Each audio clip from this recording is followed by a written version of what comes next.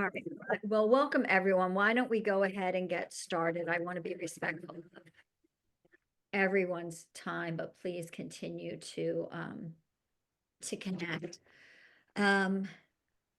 So welcome everyone.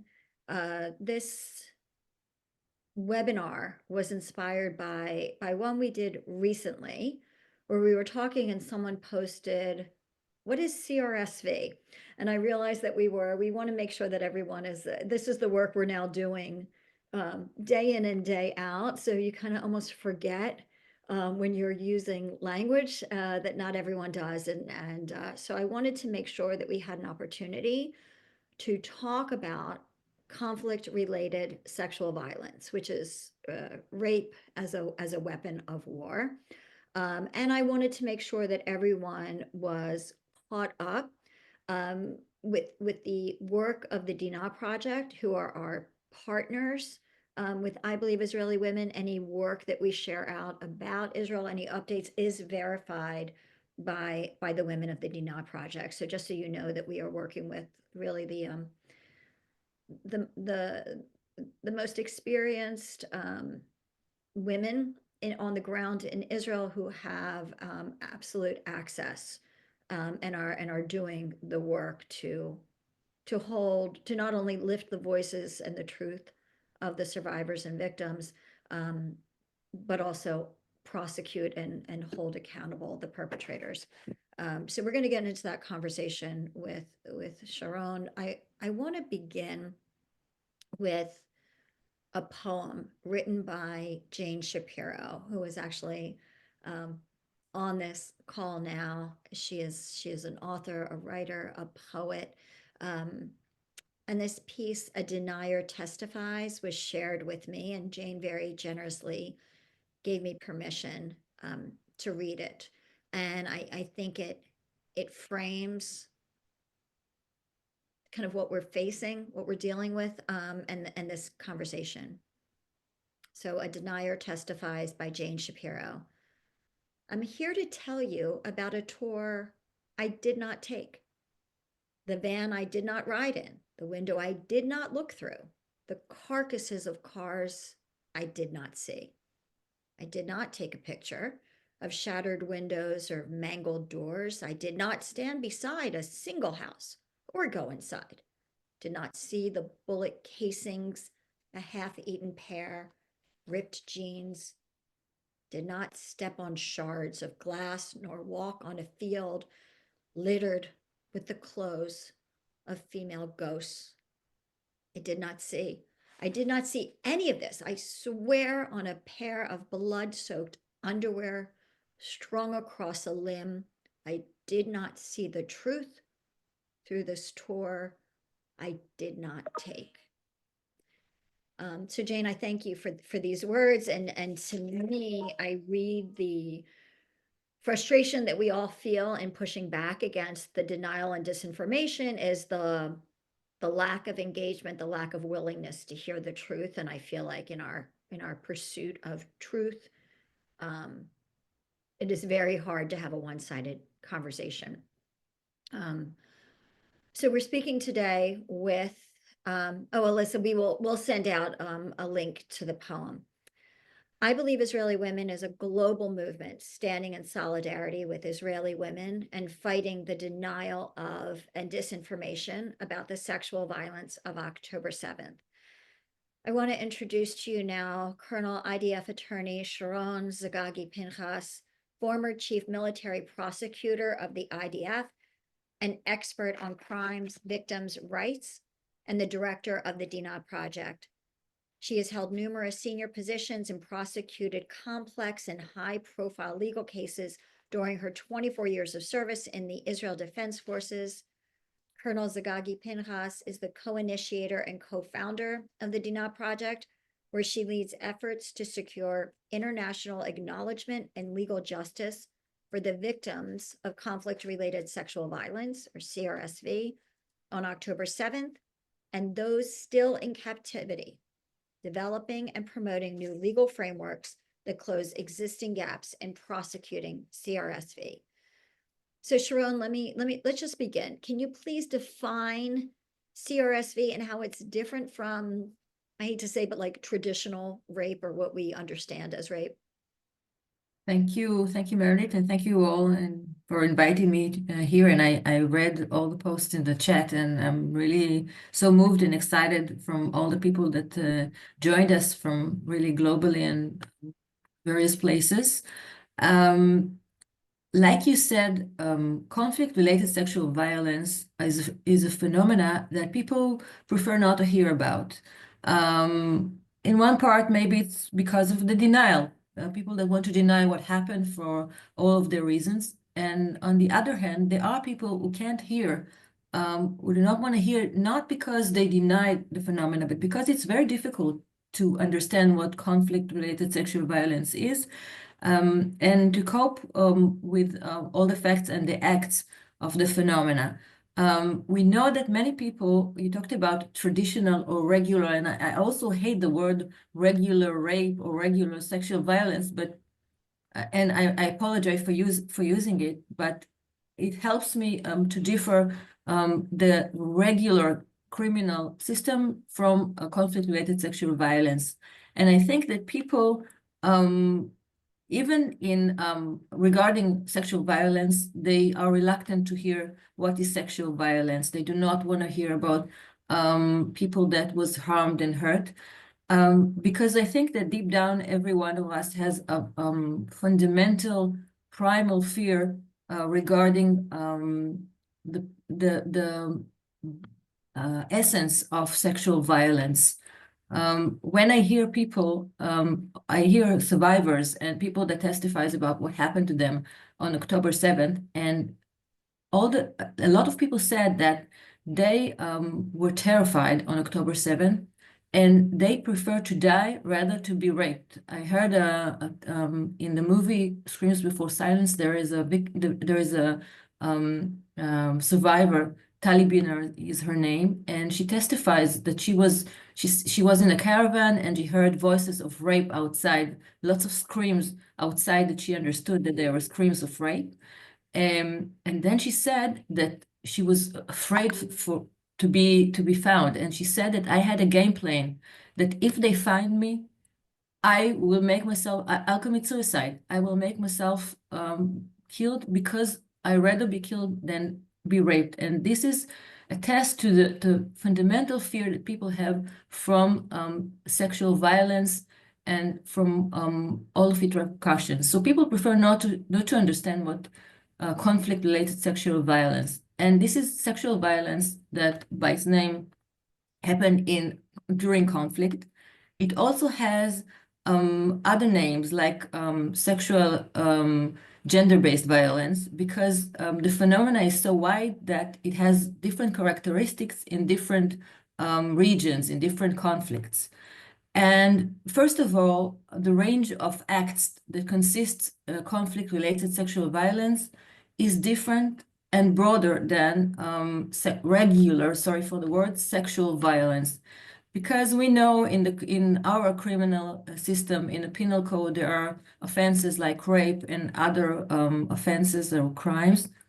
And acts that constitute conflict-related sexual violence are broader than what we know, such as forced marriages, looking at forcing someone to strip and looking at him. And I'm going to talk about some acts that I'm warning in advance that they could trigger. So I know that it's a tough subject, and if anyone does not want to hear, then I'm giving an advance warning because it can trigger. We know of acts of violence, of raping victims that were not alive. And those acts, which are horrible, are not always part of the penal code. So when we're looking at conflict-related sexual violence, we have to look at a broader range of acts and a broader range of characteristics. So if, let's say, an authority decides to investigate what happened, it has to know that it has to look for other cases and other occurrences, not only the traditional one that consists of sexual violence. The other thing is that different from regular, sorry for the word again, sexual violence, the aim of conflict-related sexual violence, or CRSV, is not only to harm the autonomy of a woman or a man or a certain victim, but also the autonomy of the community. It is aimed not only at the individual, but also at the community, because it seeks to terrorize the community. And the body of the victim is actually the symbol of the community. And therefore, we see acts like forced marriages, because when you force someone to marry in your community, then you're taking him from his community. Or when you're doing something in broad daylight so people can see it, then you harm the community and you instill fear and terror. And this is um, other main aim of conflict-related sexual violence. And because of its aim, some of its characteristics are different from those of regular sexual violence, because what we know in the criminal system, that rapes usually happen in closed rooms, and the only witnesses are the perpetrator and the victim. And in conflict-related sexual violence, it is a lot of the acts are committed outside in broad daylight in order for all the community to see. If we're looking at October 7th, and we saw lots of acts that happen so that other people can see it. And that is why, in opposite to regular cases, to acts of conflict-related sexual violence, there will be witnesses because it's aimed for them to see. And if we're talking, and we'll talk a bit later about the use of social media and technology, when you use social media and technology, you broadcast what happened outside, and then you amplify the message that you want to convey, if you are the perpetrator, with the conflict-related sexual violence. And another thing is that the motives and the acts can be influenced by ideological reasoning. There are different motives for different occurrences of conflict-related sexual violence, whereas in some places the reasoning is racism or the hate of the community that you attack. In other places it can be hate of women, hate of foreigners, and so on. So this is mainly, just the tip of the characteristics, but this what mainly differs conflict-related sexual violence from usual offenses of sexual violence. Two things thank you for that. You were saying how the victim is kind of the representation of different things, whether it's the country, the religion, the race. I feel like when it comes to October 7th, the women were that trifecta of hate. They were Israel, they were women, and in most cases they were Jewish. Before we get into more, I want to respond to when you were talking about Tali Binder. I had the privilege of meeting Tali when we were in Israel, I believe Israeli women delegation. And she was explaining to us then, and she says in Screams Before Silence, she talks about hearing. Number one, I want to ask you, how can you, how does the law look at that with saying that there's that ear witness versus an eyewitness? How can we say, I mean, I think you have that gut reaction for what you're hearing, especially as a woman, to know that what you're hearing is rape, but how do you prove that? And how is this being now, is there a way to enter this as evidence? So one of our main, we're working on a report that's supposed to be launched, I hope, in the next month. And one of our targets in our report is establishing a new paradigm to look at evidence.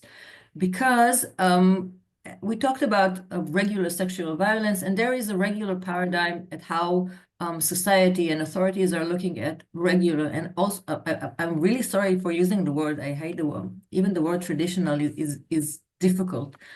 But society and authorities look at sexual violence in a certain, evidence-wise, in a certain paradigm.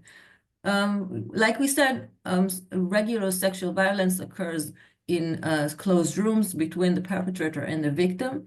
And therefore, the only witnesses normally for these acts will be the victim and the perpetrator, there will be no outside witnesses.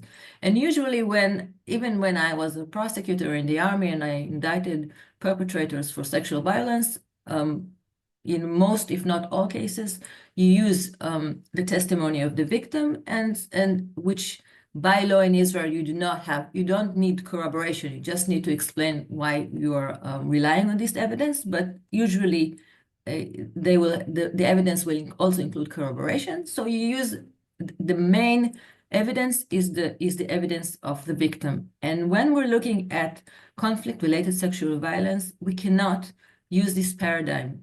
First of all, because the characteristic of conflict-related sexual violence are very different. And in Israel, like in October 7, most of the victims are dead. And those who didn't die cannot speak and cannot report what happened to them. And it happens also in different areas in the world where there are occurrences of conflict-related sexual violence because of the enormity of the event and the really big repercussions. Most victims, we know that victims of sexual violence, for them, it's very hard to speak up. It takes time, and there is the trauma and the shame. And it all intensified when you're talking about conflict-related sexual violence, because it's the use of sexual violence and terror. And in most regions in the world, victims do not tend to report. There are also different reasons for it, like shame, like religious reasons, like there are societies where conflict-related sexual violence targeted married women whose husbands went to war. And they knew that when their husband will be back, the women will not speak and will not tell what happened to them. And it did happen. When the husband came back, none of those women reported what happened. So conflict-related sexual violence deals with lack of testimonies from victims. And if we're trying to rely just on testimonies of victims, then we'll never get accountability for those perpetrators because we never have evidence. And also, the aim of the conflict-related sexual violence is also, as I said, is also aimed to the community, at the community. And there are broader aspects that has to be taken, the context also has to be taken into account. And our paradigm says we're not just, if we're looking only on testimony of victims, then we're losing the point. We're really do not understanding the characteristic of the phenomena, and we have to look at other evidence. And we're not inventing any evidence, and we're not trying to lower the scale that we have to look on the evidence. We're using admissible evidence, evidence that have good weight, but there is evidence that the authorities do not like to use. Traditionally prefer to use other evidence, like eyewitnesses, which are mostly the authorities tend not to rely on because they have the victim, although eyewitness is a direct witness of what happened.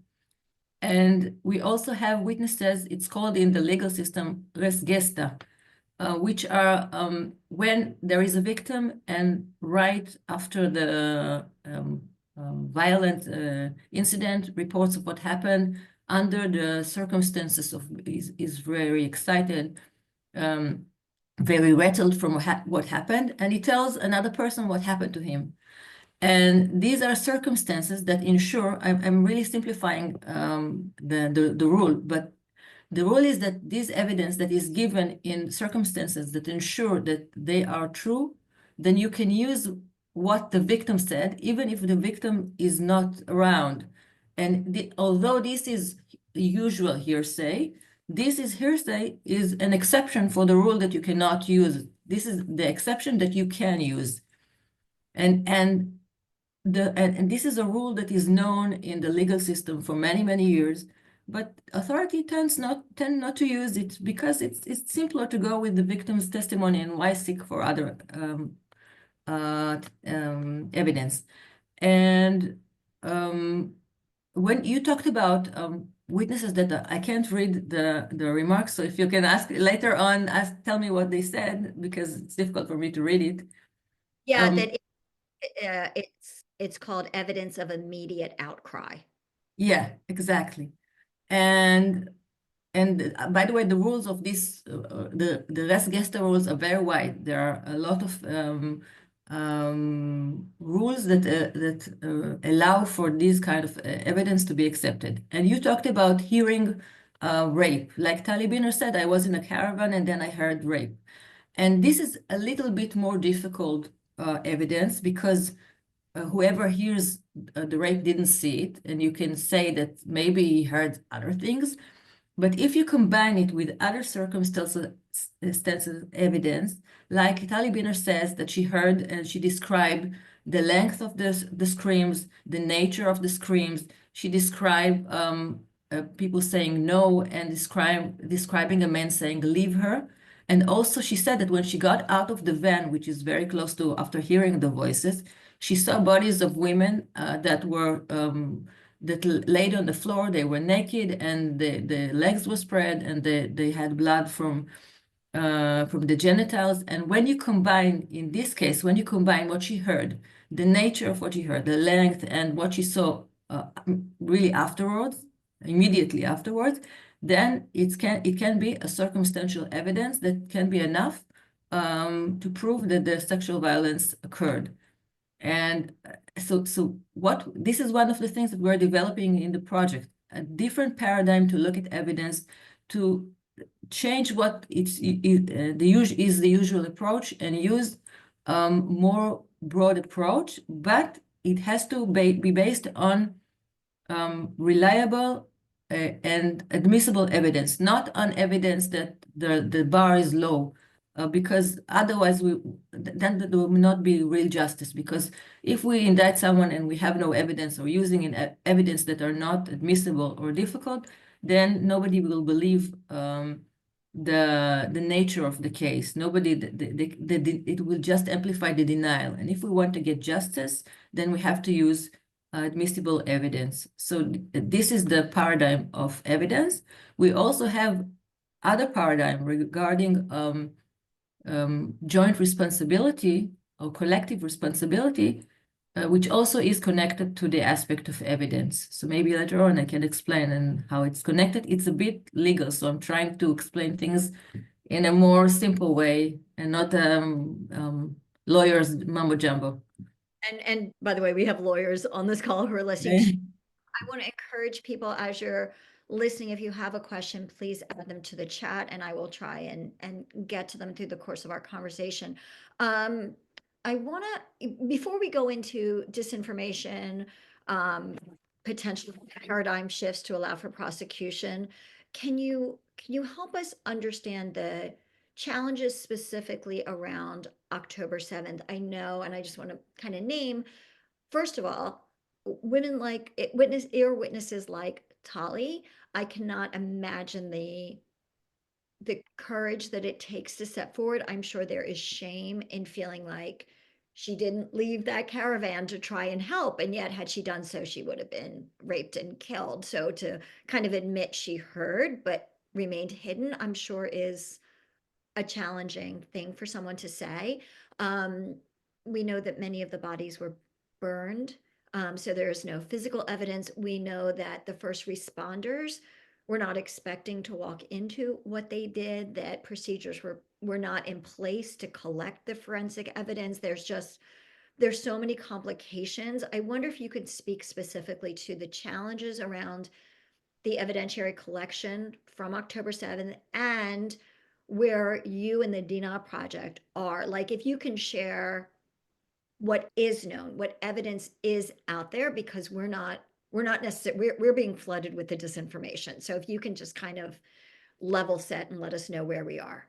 Okay, first of all, I saw a question that I want to answer because it relates exactly what I said in the end of my explanation regarding the identification of the perpetrators.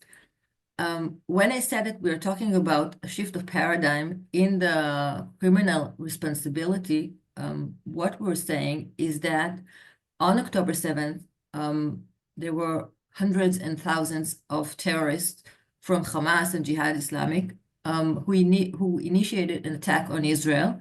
It was an initiated attack. It was pre-planned, and its main goal was to destroy, kill. Its main aim was actually genocide. And what we're saying that in the criminal perspective, when a group, a mass, it was not a group, it's a mass of hundreds and thousands of terrorists are initiating and are going together to commit an attack, which everything in this attack is allowed with no restrictions.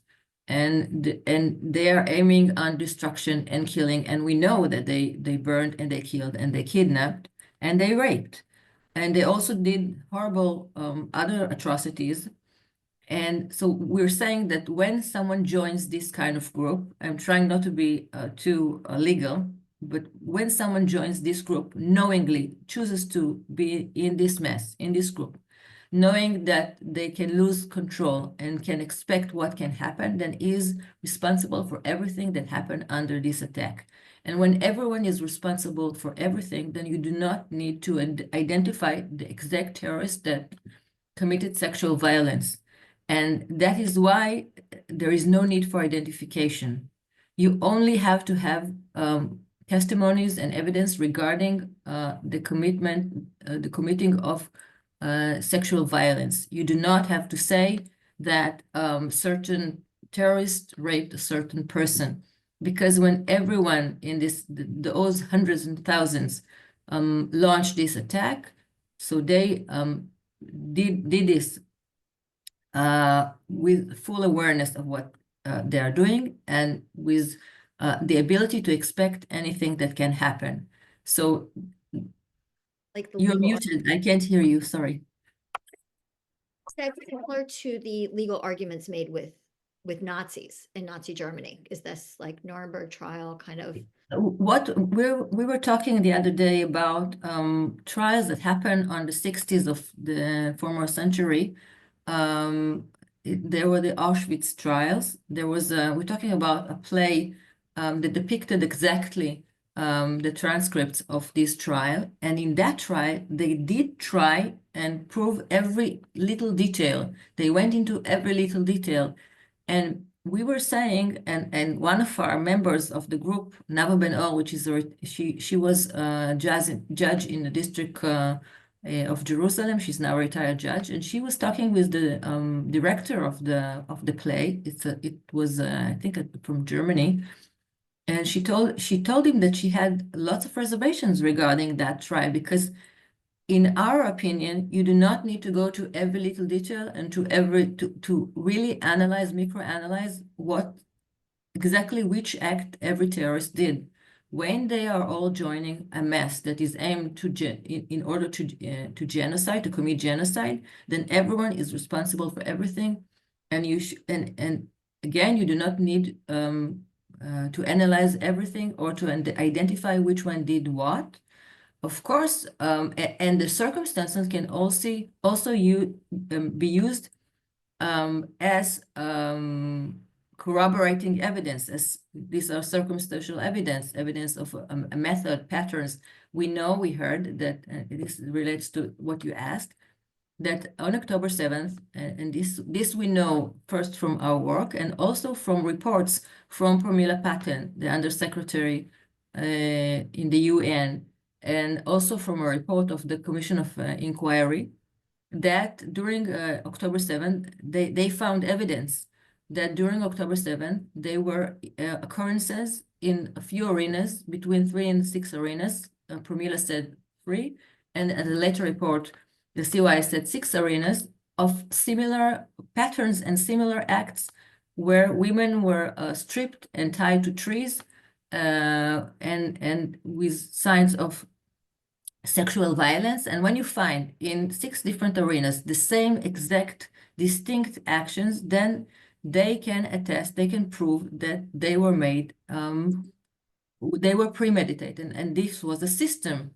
because it cannot be a coincidence that every terrorist in every arena and they were talking about the kibbutzim, and they were talking about Route 232, and they were talking about the Nova Festival. And in every arena, you saw exactly the same acts. And this is also evidence for a pattern, for something that was pre-planned. The tying and stripping, and then the abuse. And we also, there are also the evidence, one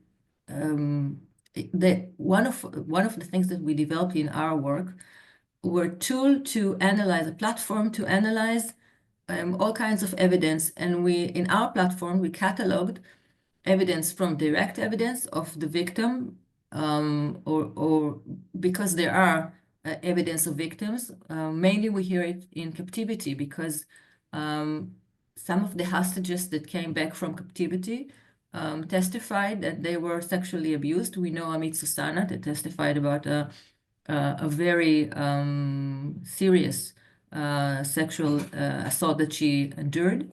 And we also heard from other victims of other occurrences.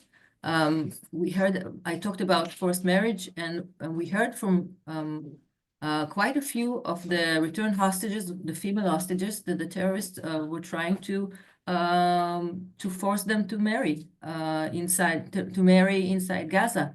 And there was a hostage that said that her mother, that she was abducted with her mother, but they were separated, and she was held separately from her mother. And at one day, they brought someone, and she found out that it was her mother. And they brought her mother in order to ask her to allow them to marry her. And this is a form of conflict-related sexual violence. And we have evidence of parading of naked body. We know the case of Shani Locke, which she was killed and her body was paraded. So this is one kind of evidence. And we have eyewitnesses evidence. We have quite a few witnesses that saw sexual violence, not only rape, but there were witnesses that saw raping of victims that were not alive. And we have also witnesses like Tali Biner that heard a rape taking place outside the place they were staying. And then afterwards, they were saying they saw lots of dead bodies. And we have also witnesses that heard immediately after the act from victims of what happened to them. Also, by the way, from hostages. We know from returned hostages that they were saying that one of the hostages was saying that she heard that other hostage was taken into another room. And when she returned from the other room, she whispered in her ear and told her about the sexual assault that she endured. Of course, she hasn't said who the other victim was, but this is a direct evidence that occurred in real time. We heard it not from a few hostages. So these are also evidence, and we also have lots of footage that were taken by first responders, footage that were taken by because what was different on October 7th, I think it's a new characteristic that took really a big place in October 7th and in the Iron Swords War, is that I think it's one of the most documented attack in the history by now, because we know that the terrorists launched the attack and they were equipped with GoPro cameras. So they took pictures of what happened, or we know about broadcast of what happened. And we know, and there were also victims and survivors that took pictures. A lot of Nova survivors took pictures of what happened. They found, and by the way, there were lots of phones that were found in the Nova arena and were taken. And there are also closed circuit cameras in the kibbutzim. So this is an attack that was really documented quite broadly. And one of the things that we think the authorities have to do, and this is one of a conclusion that we have to take, I think in other cases, that authorities have to find a way, a credible way to use AI in order to identify. I heard from more than one time from a representative of the Israeli police that they had hundreds of thousands of footages. And how do you analyze something like this? And I think that you have to find a way using artificial intelligence to analyze, to write some algorithm who can identify footage that can be sexual violence. And then, of course, you cannot rely on the analysis of the AI. You screen everything that the AI found, and then a human eye, a human investigator should look at the footage and then analyze those cases. I'm not sure they did it in the investigation that still pending in Israel, but this is a conclusion that I think should be taken into account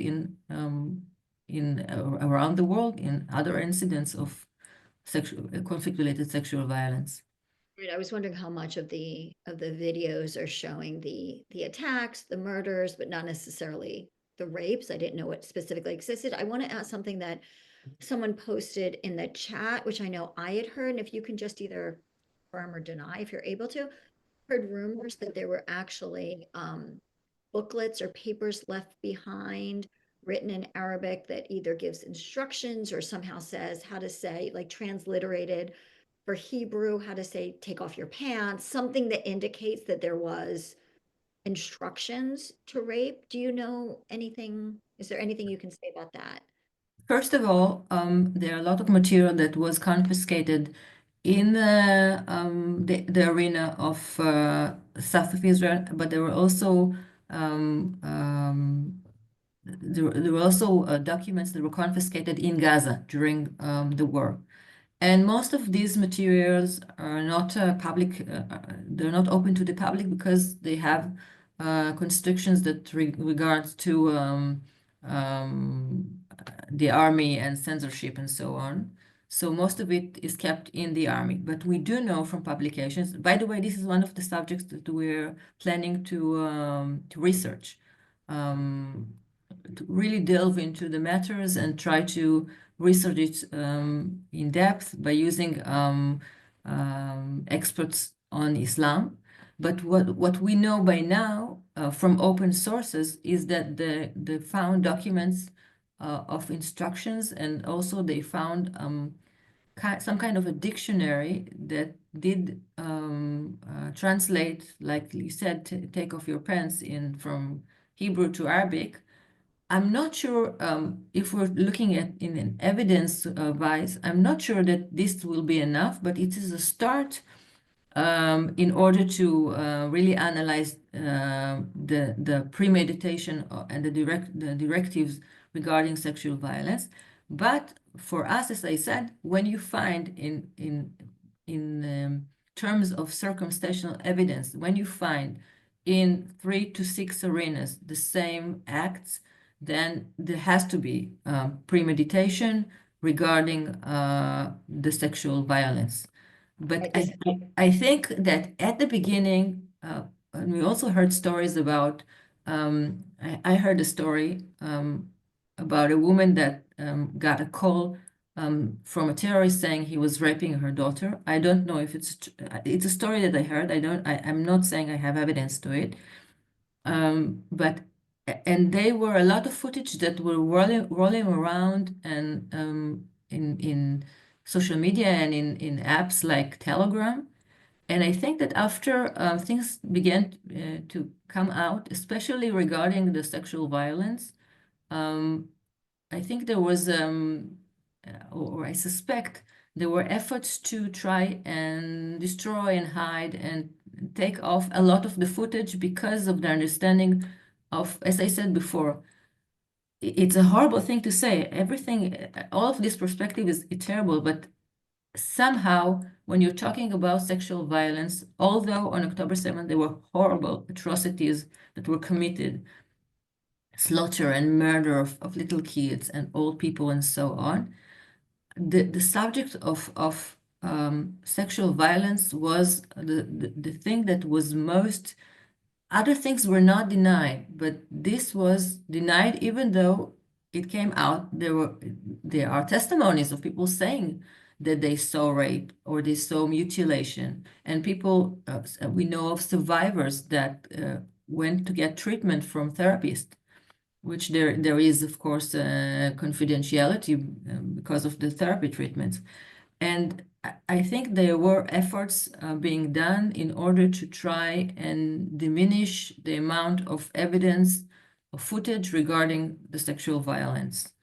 Um, so this is a challenge that has to be dealt. Um, and the way to deal with it is really to try and find evidence regarding the instruction and so on. We heard this week, because this week in Israel, a lot of the inquiries, the army um, conducted inside internal inquiries in different arenas regarding what happened. There is an inquiry regarding what happened in the base of Nahal Oz, what happened in the kibbutzim, what happened before the hours that were before the attack. And from what I heard from some of the conclusions of those inquiries that were published this week, so they were saying that after the attack was initiated, the beginning of the attack, there was a cry, a call from Muhammad Def to the forces to just then to unleash everything during this attack. So just a couple things to follow up on. Someone was asking, I just want to confirm, you're saying to suppress or pull out any of the um, photographic or video evidence of the rapes that was on the part of Hamas and the terrorists, you're saying, just want to. That is the suspicion, because after the attack, lots of videos that depicted sexual violence were going through internet. Of course, we know by now that some were fake. I'm not trying to rely on fake. There was a video that everybody was talking about, and then eventually it was found out that it was a video from I don't know, some other country, and not from October 7th. But so I'm not trying to rely on evidence that is fake, or I think it really it gets the wrong point. What we're trying to do is found reliable evidence, not to rely on fake or unreliable, because it doesn't get the truth out. But there were a lot of indications of footage that exists, and later on, I know people were looking for certain videos and they were gone. They couldn't find them. I want to, just because I'm also paying attention to the time, couple of things. Um, Number one, if who actually do you imagine being charged if there are charges brought? Who is that? And then also, if you can speak to some of the things that you all are thinking with shifting the paradigm so that those charges. So how are we going to bring, how are you suggesting charges can be brought and who will be charged? So first of all, I'm talking about the criminal structure, but because the criminal procedures are the most strict, with the most strict rules, then I think that when you establish a base for the criminal system, you can also use the base for other proceedings, like civil proceedings or international proceedings, because there are proceedings that the bar of evidence can be lower than the criminal. And if you say that there are enough evidence in the criminal procedures, then you have enough for everything.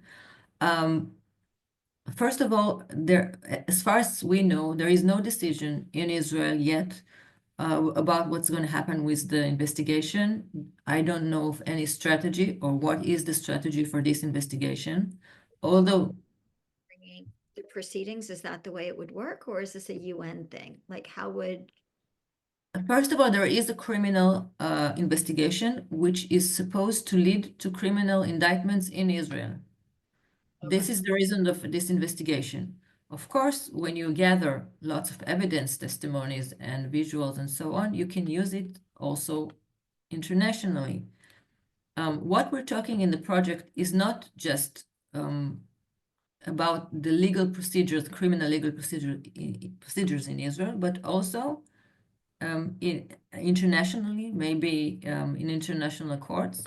But I think that as long as the investigation, the criminal investigation in Israel is ongoing and hasn't, I don't know if it ended or hasn't ended, but indictments were not being made. There are no charges.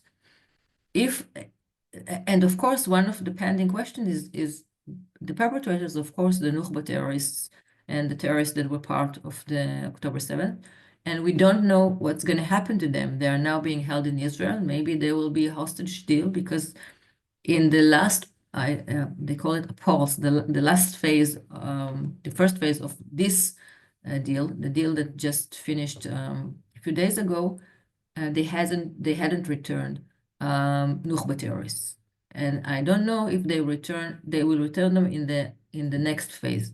So this is a question of what will happen if they'll be returned. I think that if you have to try to build a priority of who you're going to indict, first of all, of course, the natural is to indict the leaders, but all the leaders are dead. And by the way, we know that in the ICC, they got warrants against Mohammed Def, Yahya Sinwar, Ismail Haniyeh, the leaders of Hamas, and the warrants included sexual violence, the use of sexual violence. But of course, all these leaders are dead. So this is now irrelevant. I think the other group will be the group of the commanders of the attack, because, of course, there was a force of terrorists, and they were terrorists and their commanders. I think that the second group should be the commanders, and then the rest of the terrorists. And I think the indictment should be if there has to be they have to reach a strategic decision whether they want to indict everyone or return some and then indict just the commanders or others. And the indictment, I think, should include broad charges regarding the use, of course, of murder and slaughter, but also the use of sexual violence. There is a question of which evidence can be chosen, because not all of the acts that happened on October 7 are part of the penal code. Like raping a victim which is dead, it is not a crime, although it's a terrible act, because the society by now didn't have to deal with a perpetrator that rapes a dead body. So so they have to think of how to broaden the penal code, and also that the charges will reflect not only it has to reflect the sexual violence and the terror, both aspects. It's not enough just there is a penal code in Israel regarding terror, an act against terrorism. And I think using offenses from this act will not be enough, because it has to reflect both characteristic of the actions of the attack, both the sexual violence and both terror. And then I think, of course, that you can use whatever in it, you can use it internationally in other proceedings. That's what I wanted to ask. Somebody asked, and I know this from our work together, that what you're proposing, these paradigm shifts, can be used throughout any conflict zone. In this way, I really see your work building those coalitions with other countries who are like-minded.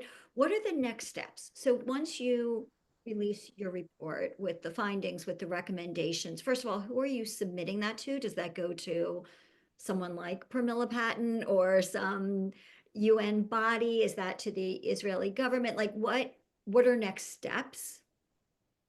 I think, first of all, we will submit it, of course, to the public, because I think it's important for the public in Israel and also globally to know the report, also to all of the authorities. And also, I think we'll submit it also UN and Pramila Patten.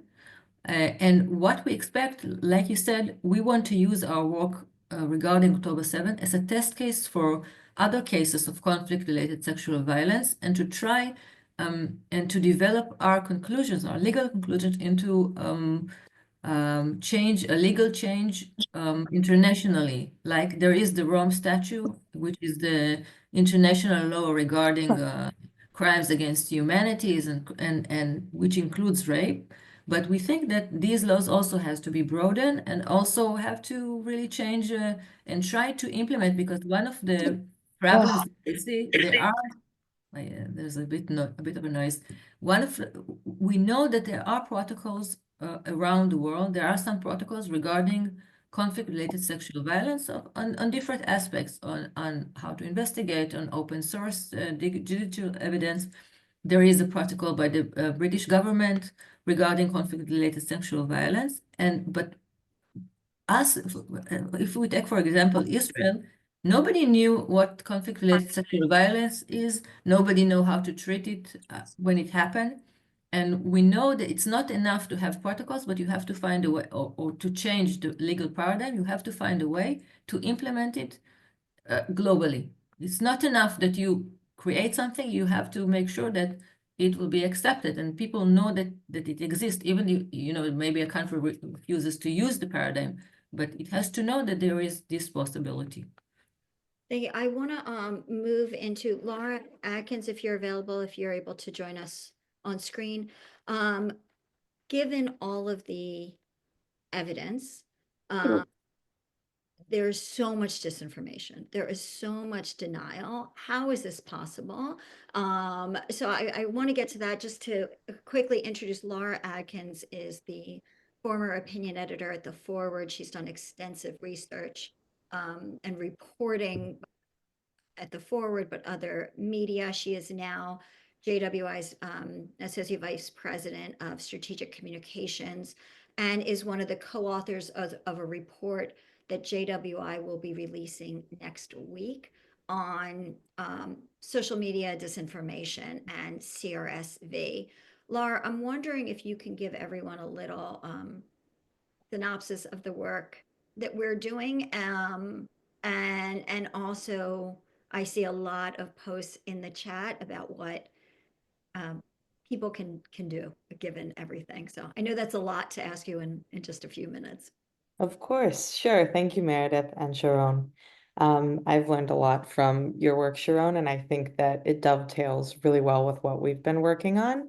And I want to start with one of the most alarming things that I read from Pramila Prattan's report when she went to Israel to investigate the conflict-related sexual violence. The report noted that given the relationship between international media and Israel and the way that Israelis have been covered in the media and treated by the UN, survivors were reluctant to come forward, and her team had trouble accessing the information they needed to do their job. And we saw this happen again after one of the only named survivors of sexual violence came forward, Amit Susana. There was a long New York Times investigation documenting the horrors that she survived. And almost immediately online, we saw an incredible volume of denial of what happened to her, of harassment of her, from the official Hamas spokesperson saying, you know, this is against Islam, it could never happen, on down to individual social media influencers with large platforms saying that this was somehow a coordinated campaign by Israel to justify the war. And looking at what happened with Amit, the biggest question was why and how is this happening? So the report that I've been working on with Ambassador Meryl Frank, who actually served under Obama as the first US ambassador to the UN Commission on the Status of Women, we've been tracking how social media is used in various conflict regions, not just in Israel and Gaza, to spread propaganda and disinformation about this type of violence. And everything is interconnected. And of course, this challenge, as Sharon mentioned, is not a new one, but social media makes it a lot easier for everyone, including terrorist organizations and hostile governments, to spread and justify this sort of information with impunity. So the report we've been working on documents a lot of the challenges and key parts of these challenges, and it also proposes a series of recommendations for everything from international bodies to governments, civil society organizations, and then individuals to take. One of the biggest things that Meredith and I have been working on through I Believe Israeli Women, our co-partnership with See the Dream Foundation, that everyone on this call can also do, is just posting stories and information of the survivors and sharing their stories. Sharon mentioned Tali Biner from Israel, and we met with her, Meredith and I, last year, and she shared with us, as hard as it is for me to share my story, I want to, so that you can now be ambassadors for it and share this message far and wide. So in addition to getting frustrated, all of us can take the step of anytime we see a survivor coming forward or someone amplifying what happened to the hostages, what happened on October 7th, taking a moment to like it and share it. It may not feel like a lot, but social media algorithms engagement is one of the biggest ways they decide algorithmically which content gets displayed on everyone's social media feeds. So the more a post is engaged with, that means shared and liked and commented on, and the more posts are created around a topic, the more that signals to the platforms that this is the type of information that people want to see. So it actually is a big step that you can take to be sharing this information as much as you can. And I do think it's important to note that it's important to, figure out what you can do, as Sharon alluded to, without triggering or harming yourself. And I think being a part of Jewish community like JWI is also an important step you can take to protect yourself emotionally and mentally. But in addition to that, to feel like you're doing something, engaging on social media is a big step. And the report will be available in the coming weeks publicly for everyone to take a look at as well. Laura, thank you. I also want everyone to know that we will continue to be sharing out the work of the Dinah Project, including when the report is released. So just know that because you registered for this webinar, you'll be getting those emails. Please follow. You will also be invited, anyone who is in New York on March 12th and wants to attend the UN Commission on the Status of Women meeting, CSW. JWI is hosting an official parallel event, and we are having other representatives from other conflict zones. So the Murad Initiative, we have a representative from the Ukraine. So we are building out this work to combat the disinformation and denial, and really social media as a battleground for conflict-related sexual violence. So we will be sharing that with all of you. So please register for that and join us. We won't be able to stream it, but we will be recording it, and we'll be sharing out a recording of that. So with that, I really want to thank everyone. I want to thank everyone for continuing to stand with Israel. Oh, one more thing. Somebody asked about what's happening on college campuses, specifically with women's studies departments. We were also outraged seeing something recently from Berkeley. But what I have learned in the past week is that these teachings have been happening since the 80s. So one of the theories for why the feminist community and UN Women was so silent was because these were women who were trained on campus with an anti-Israel bias. So we continue to try and figure out what responses can be, but it's challenging. So with that, I thank you all for joining us. Sharon, thank you to you and everyone at the Dinah Project Thank you. for your work. It's not easy, and we thank you. So thank you all, and there will be more very soon. And yes, I'm Yisrael Chai.